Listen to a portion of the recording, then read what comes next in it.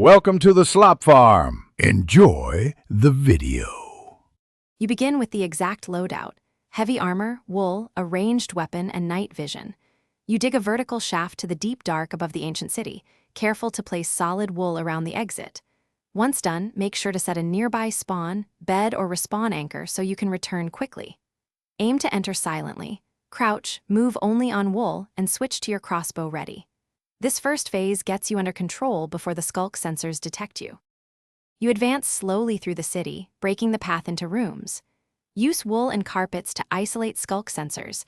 Place them between you and sensors so vibrations never reach the skulk. Once a room is quiet, light with a single torch and mark it with a wool column so you won't overrun your cleared ground. For hostile encounters, fire from cover with your crossbow, then retreat onto wool to avoid new sensor triggers. This sequential method prevents accidental warden summons and keeps control of fights. You open chests with deliberate speed. Grab rare items first, then deposit excess in a hidden chest behind wool blocks. If your mistakes trigger the warden, don't panic. Retreat immediately to your pre-built wool safe room and use long-range shots while avoiding sensors. Once you secure loot, reverse route back up the shaft and exit to your spawn to bank valuables. If something goes wrong, re-enter via the marked tunnel after rearming. Quick respawn and persistence are your main recovery tools.